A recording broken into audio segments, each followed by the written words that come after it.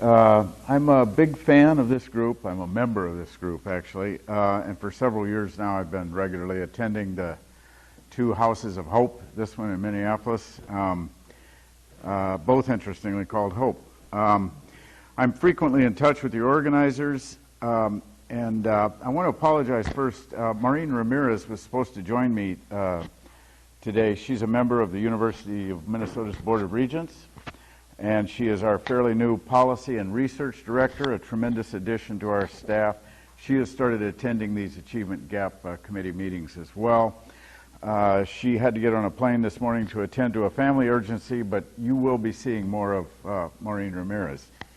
I brought handouts of an article that Maureen and I wrote together off of her idea of comparing our Achievement Gap Challenge to the recent downfall of the Minnesota Twins.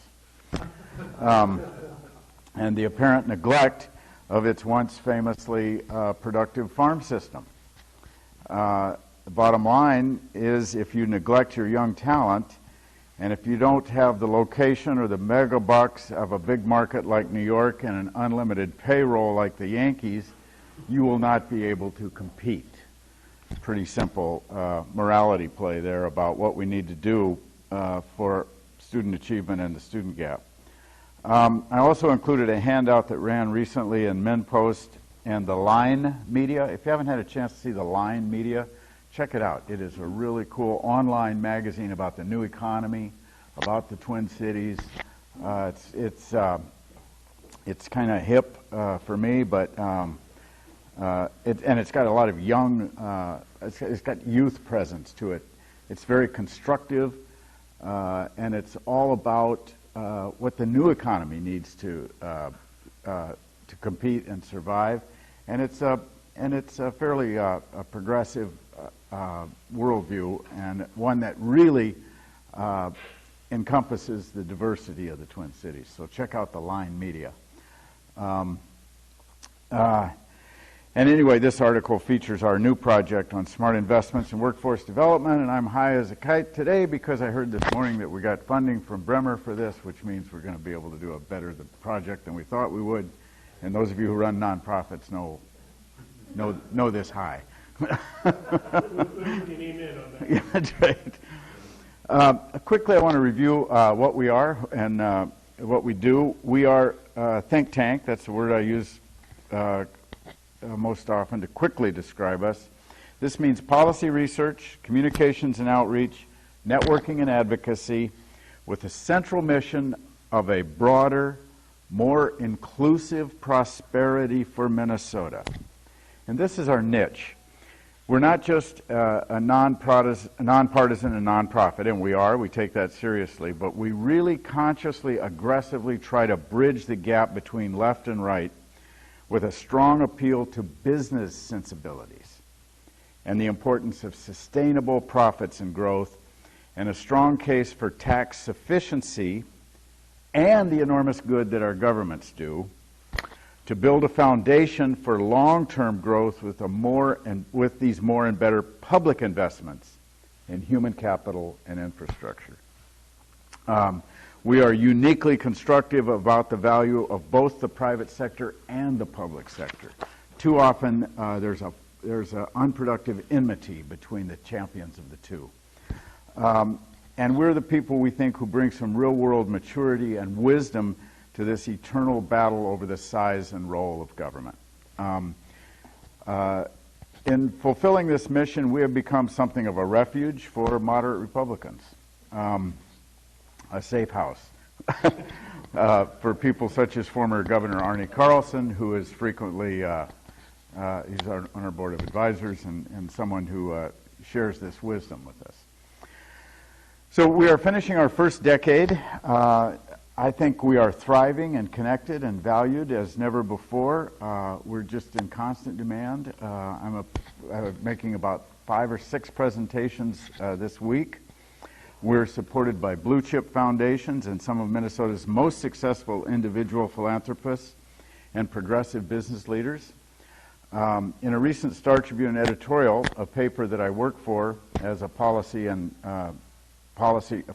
and policy government reporter for 20 years, We were praised as the people that the Itasca project should emulate in setting a specific goal for post-secondary completion. This editorial praised the Itasca project's recent work on higher ed, and they that project issued a rather loud warning about a 30% reduction in public investment in higher education in our state. It's really important to have somebody like the business-led Itasca project establish that fact. And this disinvestment happened at the very time we need more investment in higher education than ever. And we couldn't agree more with the analysis, consider ourselves close kin to the Itasca project's worldview, but think they should have even gone farther with a call for specific investments. So we push for more and better public investments on a broad front, not just education. But education and the achievement gap really is the center ring of our circus. Most of our foundation funding is for education work, and our most ambitious project has been an investment called Smart Investments in Minnesota Students. Our previous policy and research director, Angie Eilers, has presented to this group, I think maybe more than once, and we tend this project, Smart Investments in Minnesota Students, we call it SIMS, as our enduring framework for how to proceed in this state. At this point, I was going to show you the PowerPoint. What I will do is send it to Grant, and you can distribute it to everyone afterward. How about that?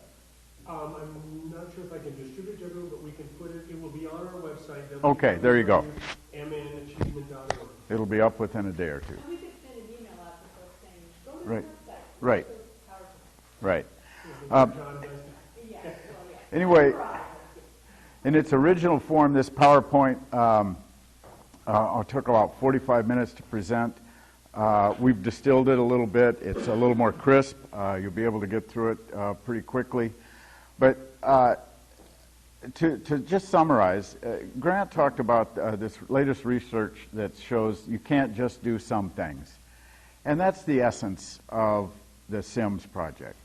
The idea that we need comprehensive investment from cradle to career, out of school time, every step of the way, measurement, the kind of help that successful, actually wealthy families provide for their children. And this includes early childhood education, prenatal, even before, reading by third grade, alignment by middle school towards post-secondary completion, efforts to lower the cost of higher ed and all the barriers for higher ed, and then finally a heavy emphasis on getting some sort of credential by young adulthood. So that's the formula. It's comprehensive, it's cradle to career, and it's all of the above. Not just this, not just that, but comprehensive is the most important idea. At the same time, we encourage citizen engagement, community involvement. This has to be total partners, all partners in the community involved. We know how important that is, and I'll talk a little bit later about what's developing right here in the Twin Cities right now. It's about to roll out in a month that fits that model. I'd like to back up, though, a little bit to this broader front for equity as the superior growth model. Equity as the superior growth model is a favorite phrase that's used by Angela Glover Blackwell, who is, I think, becoming maybe perhaps a leading voice for this notion of equity, which is also advanced by Nobel-winning white economists like Joseph Stiglitz, for the idea that unless everybody succeeds and aggregate demand is sustained, then economies will not prosper. It seems so simple, but you got to prove it with charts and graphs. So I want to just review some things that we're doing on this broader front for equity. Maureen Ramirez was present at and helped coordinate just last week, an ambitious training on race and the achievement gap. It's called Facing Race. It's done by the it's a program by the St. Paul Foundation, now called Minnesota Philanthropy Partners.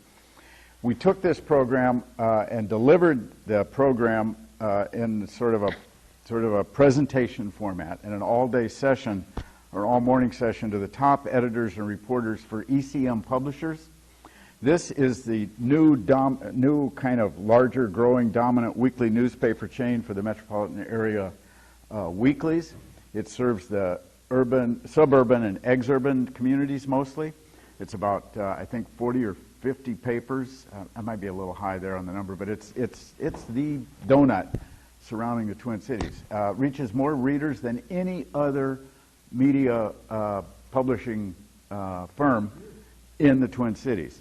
The new director of this is Larry Werner. He was a colleague of mine at the Star Tribune. He is hot on this subject.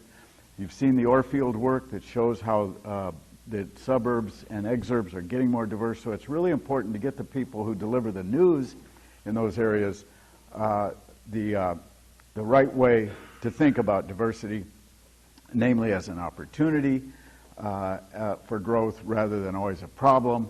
Some of the key themes that I'm sure many of you have learned and studied in the course of this work. So that's the kind of valuable thing that we add at Growth and Justice, is connecting people to these needs, and to the people who can help make the case and educate the public about what needs to be done. I'm serving on the working group for school finance. This is toward a proposal for redesign of the public school financing model. We are pushing on this committee very hard for a revenue positive state aid formula that is more responsive to the achievement gap. And I have a copy of or I'd like to encourage you to take a look at the Minnesota Department of Education website. This is all public information. You can see what's going on with this public through a link on the MDE website to the working group.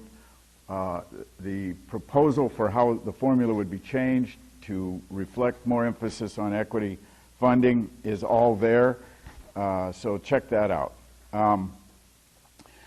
A third thing, we are working on a paper for the Northwest Area Foundation, the Policy Matters series, on inequality. This should get considerable impact and some attention when we publish this paper.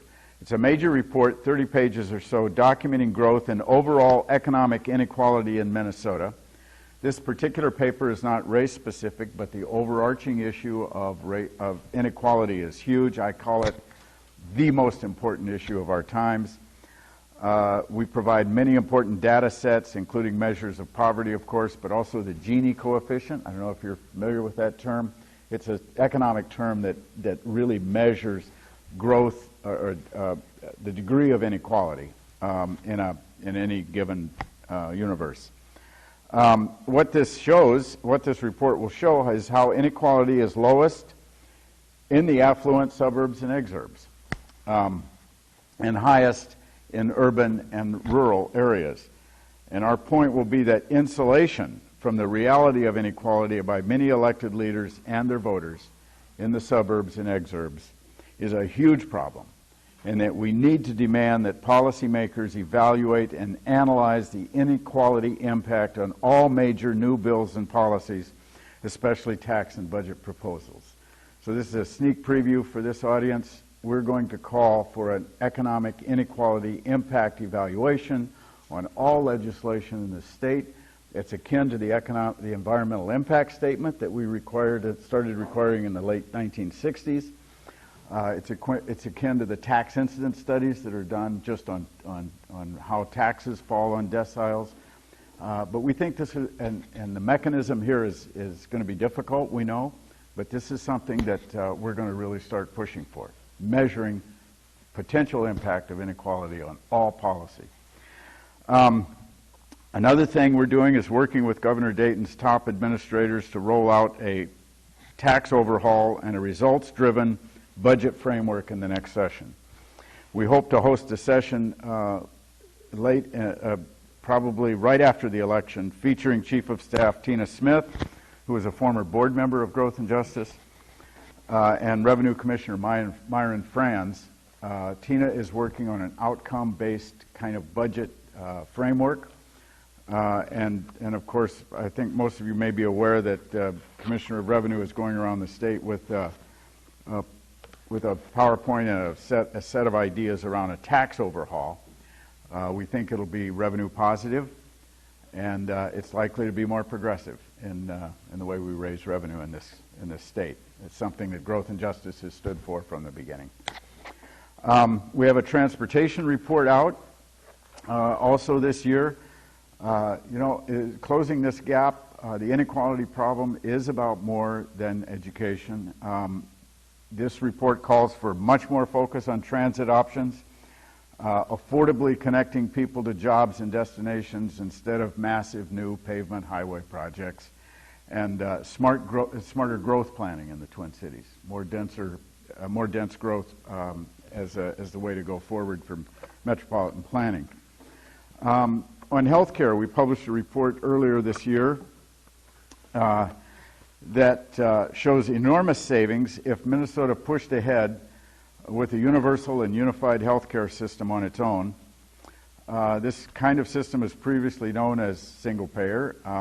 We point out that there are many ways and models to achieve universal coverage with a unified public financing system and with possibly choice of providers.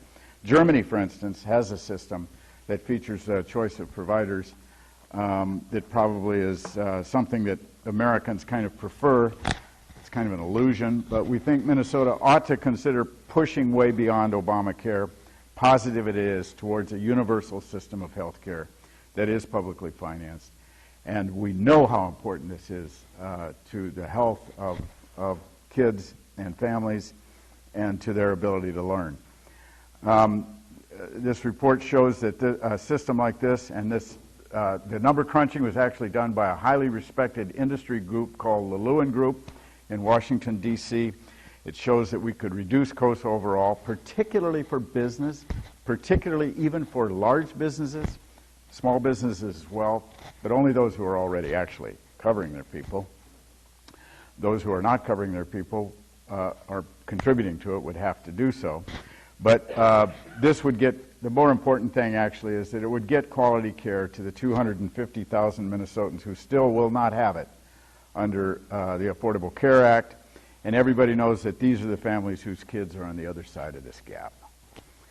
Our big new project that's alluded to in that piece in the Line Media is the Workforce Development Project.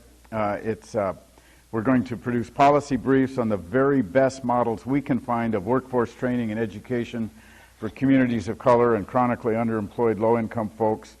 Sector-specific, meaning linked directly to the economic development that's actually occurring closest to these households and these folks who need the work the most.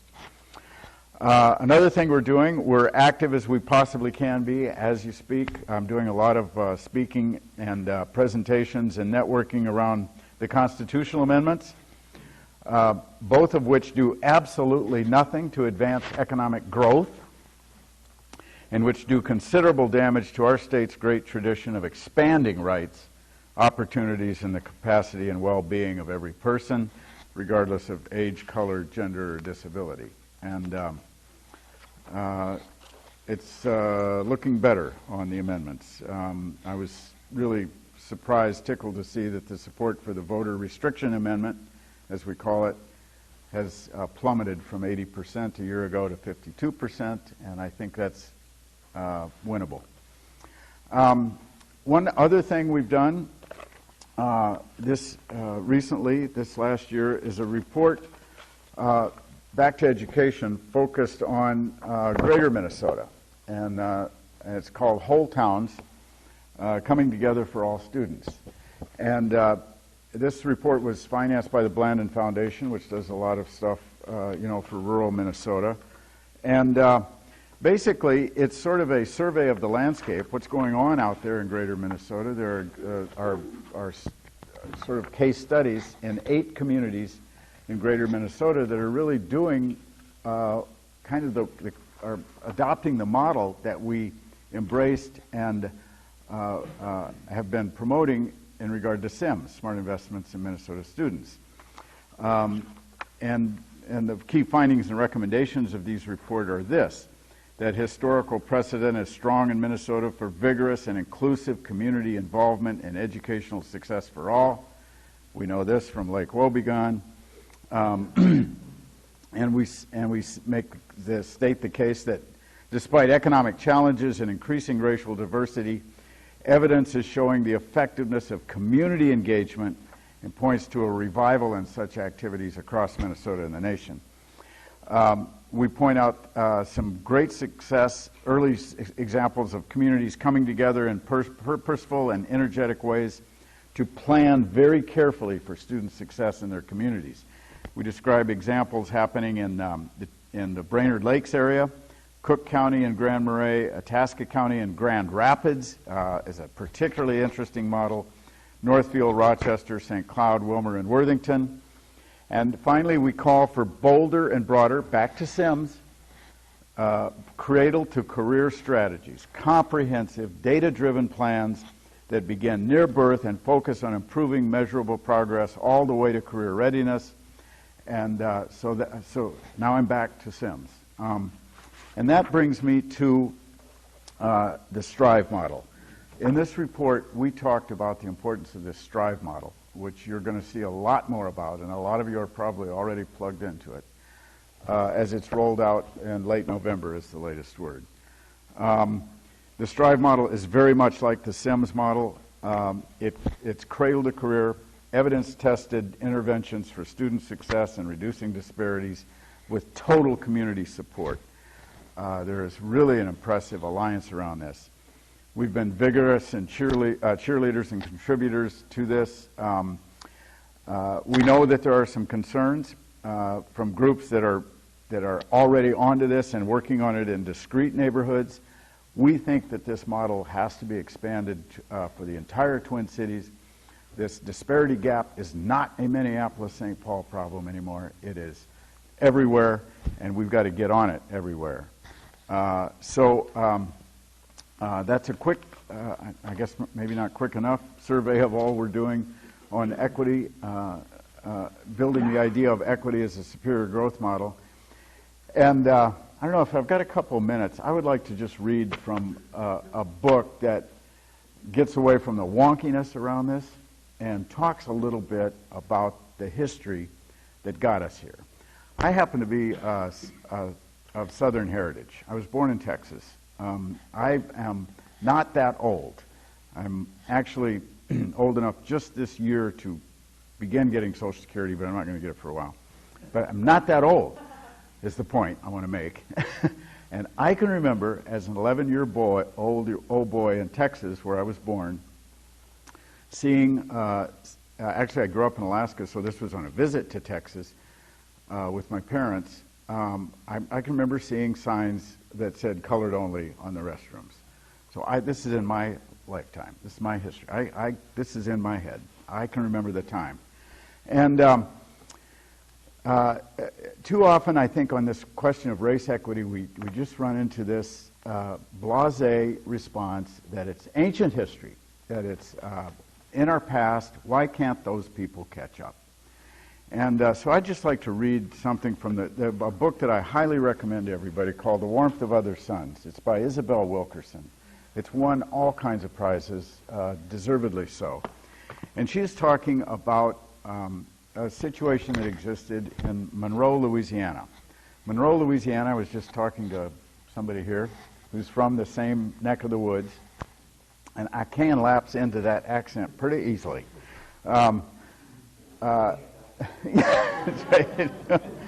Drop Prong, Louisiana. I've seen the graveyards where the Smiths was buried back to the 1850s. This is set in Louisiana, and again, the timing for this couple of pages I want to read to you is from a time when my father was 6 years old. So this is part of my life. Every few years, it's about a story about Pershing Foster, and it's, the whole book is about the great exodus out of the Jim Crow South. Here it goes. Every few years, a teacher from Monroe Colored High School loaded a band of students onto the flatbed of a pickup truck and rattled across the Missouri Pacific Railway tracks. They passed the rich people's porticos and pulled up to the back entrance of the white high school in town. The boys jumped out and began stacking the truck bed with the books that the white school was throwing away. That is how Monroe Colored High School got its books. The boys loaded the truck with the old geography and English texts, some without covers and with pages torn out and love notes scrawled in the margins, and headed back to their side of town. By the time he was old enough to understand where the books came from, Pershing was fast putting together the pieces of the world he lived in. He knew there was a dividing line, but it was hitting him in the face now. He was showing a talent for science and was getting to the point that he needed reference books to do his lesson. But it is against the law for colored people to go to the public library. Quote, and the library at the colored high school did not live up to its name, unquote, he said years later. He was in the 8th grade when word filtered to his side of the tracks that Monroe was getting a new high school. It wouldn't replace the old building that Monroe Colored High was in. It was for the white students who already had a bigger school. It would be called Neville High. The colored people could see it going up when they returned to the other side of the tracks. It rose up like a castle, 4 stories of brick and concrete with separate wings and a central tower, looking as if it belonged at Princeton or Yale. It opened in 1931. My dad was 6 years old then, living not far from here, on 22 acres of land. The city fathers made a fuss over the state-of-the-art laboratories for physics and chemistry, the 2,200-seat balconied auditorium, the expanded library, and the fact that it was costing $700,000 to build. You know how much money that was in 1931? As the new high school took shape across town, Pershing watched his father rise in the black of morning to milk the cows and walked a mile and a half to open his building, which was the size of a grade school. His father, his mother, and the other teachers at Monroe Colored High School were working long hours with hand-me-down supplies for a fraction of the pay their white counterparts were getting. In Louisiana in the 1930s, white teachers and principals were making an average salary of $1,100 a year. Colored teachers and principals were making less than $400 a year, 43% of what the white ones were. Pershing's parents could console themselves that they were faring better than colored teachers in other southern states. A reflection not necessarily of their superior performance, but that there were states even worse than Louisiana when it came to teachers' pay. In neighboring Mississippi, white teachers and principals were only making a third, or rather were making 3 times what colored teachers were making, which was hardly more than field hands. But knowing that didn't ease the burden of the Fosters' lives, get their children through college, or allow them to build assets to match their status in education. Now, this is the lesson of all this, and this is the most important thing. This applies now, right now.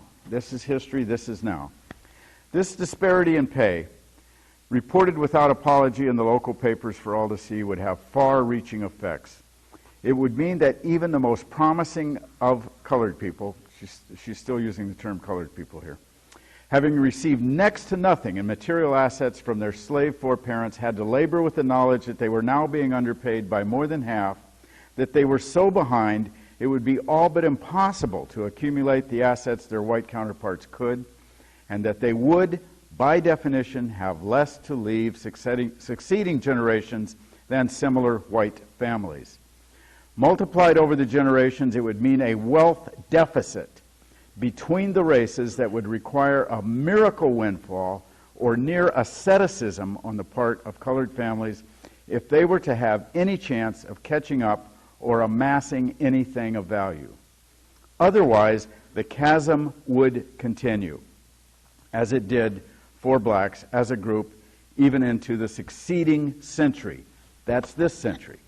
The layers of accumulated assets built up by the better-paid dominant caste, generation after generation, would factor into a wealth disparity of white Americans having an average net worth 10 times that of black Americans by the turn of the 21st century, and that's now, dampening the economic prospects of the children and grandchildren of both Jim Crow and the Great Migration before they were even born. The state of Louisiana in 1930 is nothing like the state of Minnesota now. But this lingering effect, this wealth disparity, is real. It's not something that's in the minds of the people who are suffering from it. It is real. And so I just think that it's really important for us who are working on equity issues to immerse ourselves in the causes of this and to understand this history more deeply and feel it as fully as we can to fight our battles. So that's why I read it, and I hope it helps stimulate us, and I'd be happy to take some questions. It relates to your work in the state. How do you propose the state pay back the $2.4 billion, that have been taken away from the schools? This is not a particular area of deep expertise, but I would say gradually. I think that being forced to pay it back all at once deprives, it just takes too much. And so I think it needs to be gradual. And I don't know if somebody wants to argue that point, but I think there's a growing consensus on this, that situation developed actually kind of gradually, and we need to get out of it gradually. Goes back to Jesse Ventura, doesn't it? And something that happened there, if I remember correctly? Right. Actually, on the question of how much the state pays as a result of being on this working group, I'm in touch with the latest data on this. It had slumped badly until Ventura's big O2 education thing, and the state share rose almost well over 85%. And now it's back down, but it's still not as low as it was before Jesse did that. So the state share is not at an all-time low. Right. We Yes. have systems in the state of Minnesota that are called state universities, Mm-hmm. The university. But how many people know that the money that the taxpayers put into this is only about 1/3 of the cost of undergraduate education in Right. the state of Minnesota? We should really call the state universities state-assisted universities. Right. Because that's the truth. Right. The majority of the money does not come from the state. Right. We've tried to thanks. It's a We've perception. and that the Itasca Project report highlights that, and we know that the general fund assistance for both the U of M and the higher ed system is down. It's not kept up on the student aid needs, certainly. The cost of actual out-of-pocket costs for low-income families for higher ed is half again what it used to be.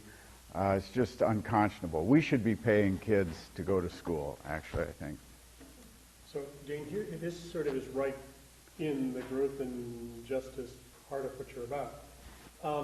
Looking at the equity lens, the impact on education of lack of health care, transportation, housing has an impact on the costs of public Absolutely. education that people Absolutely. don't understand. How do we get people to understand? How do we address that?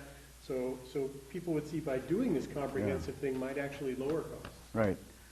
One thing I'm really encouraged about is a whole bunch of Minnesotans have been going to Finland lately. And watch for a whole bunch of stuff about Finland. And what emerges from the Finnish model is partly this teacher quality thing, which is they do some interesting, great things about elevating the status of teachers. But a lot of times you hear this argument that, geez, we spend a lot of money on education, actually more or comparable to what other nations do. And that's because other nations spend that money upstream. They have a much more egalitarian model when it comes to daycare, actually much more egalitarian when it comes to everything. And so they do not need so much remedial work by the time kids arrive in their institute, at the kindergarten or later level. We just spend an enormous amount of money on remedial stuff. And it's the price we pay for being an unequal society. I mean, there's just a realm of statistics that show America being the least equal of the wealthy industrialized democracies, and we got to move the other way. I don't ever expect that the United States will be as egalitarian as the Scandinavian models that I admire, and my wonderful Scandinavian wife has taken me to Sweden and shown me this stuff. So it's, for a Texan, it's kind of like hard to take. I still have cousins named Bubba who, think that the ideal society is one in which you have your gun and a fence around your property and a dog and lots of beer and no taxes. But that's not the model for a successful society. This is a good question.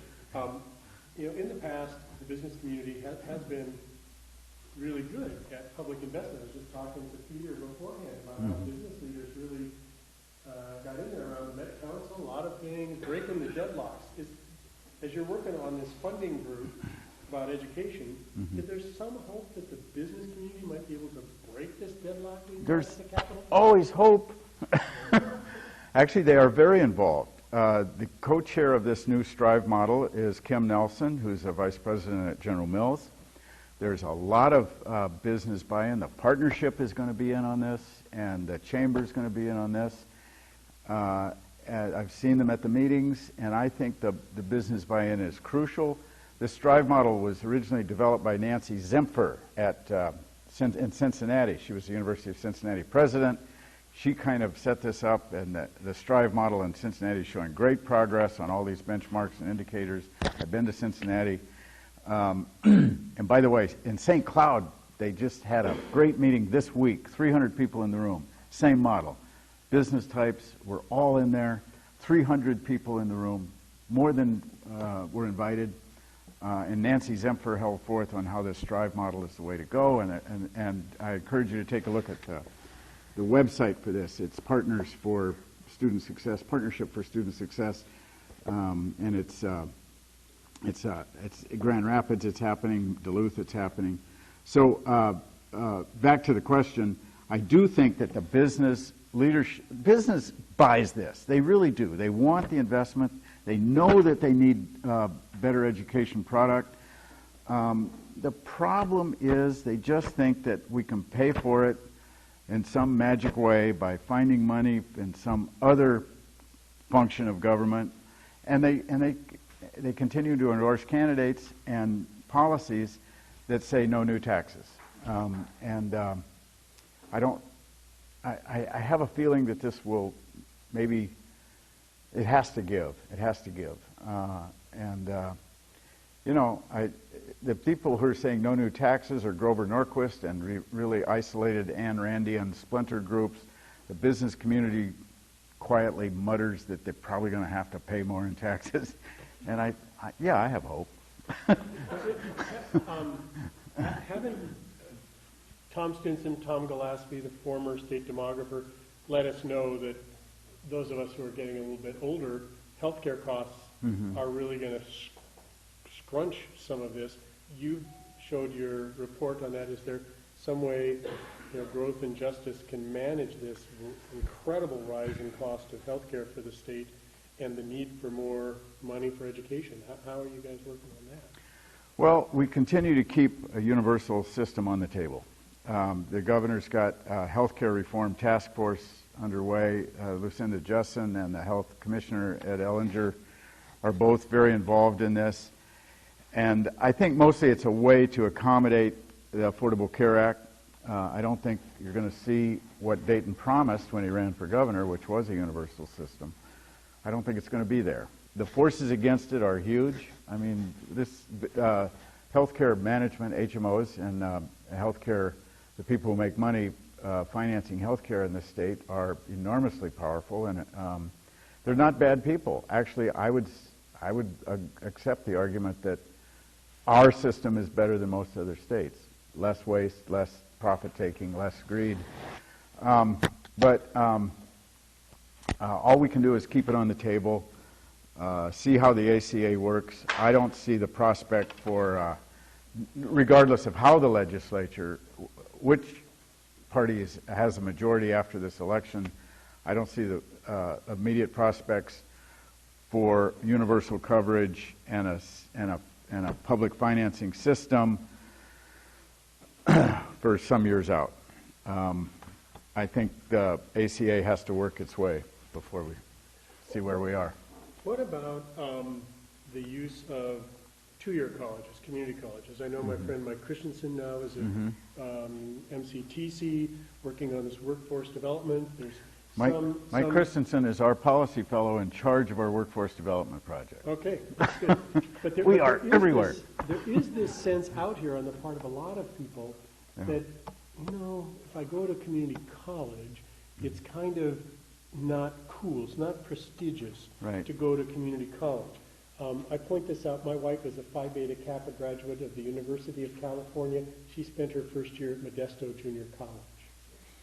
So, I spent my first 2 years at Inver Hills Community College right here in Minnesota, where I went as a Navy veteran in 1973.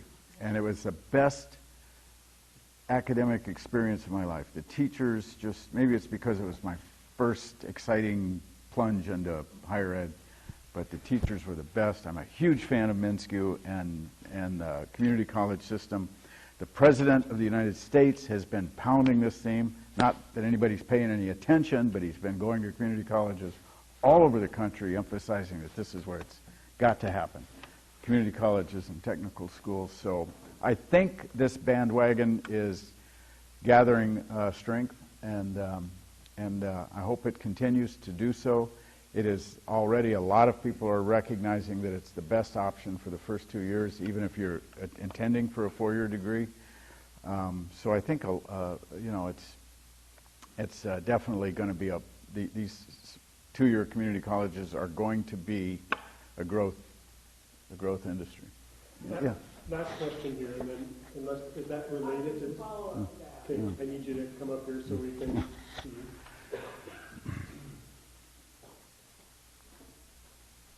Couldn't you just point the camera at her? No, we can't do that. My name is Susan Doherty, and I've done a lot of work in K-12 education. So my question about this is, there's no doubt in my mind that 2-year colleges are critical. But I think a lot of the resistance comes from parents and K-12 educators who came through the 4-year college system and think that that's the only answer to success. So my question is, what do we have to do to change perceptions that a 2-year program is a legitimate place for students to go, not a second-rate kind of place for students to go? Yeah. Boy, that is a really tough question. Other than bully pulpits like this and moving the message as strongly as you can through persuasion and going directly to these people who are influencing these decisions, I'm not sure if I have a great new magic answer. But I think this is almost sorting itself out by itself. The cost of full 4 years in many, especially private, private colleges are nonprofit colleges that rely on public dollars quite a bit, especially student aid. They're all approaching $40,000 a year, and the system is changing as a result of that, and the smaller colleges are bursting at the seams, and I haven't really seen this fall's enrollment numbers, but that's what it showed last year. I expect it's up. Might be leveling off because of economy recovering a little bit, but Just a follow-up. So some folks that I've heard when we were talking about this, and that Yeah. so some folks have the concern that guidance counselors would steer some kids to 2 years, but the white middle class kids 4 years. And so, I feel like there's a deeper issue here as well. There is. And part of I'm glad you brought this up. the guidance counselor might get us. You really should think of it 2 years as this is the door to this. Great. We've worked closely with the Minnesota Minority Education Partnership. Carlos Mariani, I remember, spoke to this group here, I think, not long ago. And Jennifer Godinez and I with MMEP wrote an op-ed a couple of years ago, and I started to head in this direction of, 2 years is where the kids of color ought to look, and she just yanked me by my tie and fixed me on that. And she said that is the wrong message to send, that kids of color need to go to this second tier, which we're saying is not second tier anyway, but nevertheless, this idea that the kids of color that we need to educate go this way, and favored, already advantaged. By the way, you can't really have a disadvantaged group without another group being advantaged. That they go to the four-year schools. So I don't say that stuff anymore. Yeah, Steph, I got very involved in the whole light rail project and tried to talk to the community about getting kids right away and using the Paseo option to go to St. Paul College, get certified as electricians, as welders, so they could get jobs on the Central Corridor. They could pay their way through college. And the response I got was what Nancy's sort of saying: you don't think we're able to go to a four-year college? Right. Yeah, there's, in other societies, Germany's an example here too, having being a person in the trades is just, there's kind of a crazy meritocracy construct in this country that's gotten out of whack. It used to be that a person with the trade, and it is now actually true, a person with a trade can make a middle class living, and the actual income is equal to that of many professionals. But there's still that stigma to being blue collar as opposed to white collar or new collar worker. I'm actually old enough that I had no collar. Depression era parents.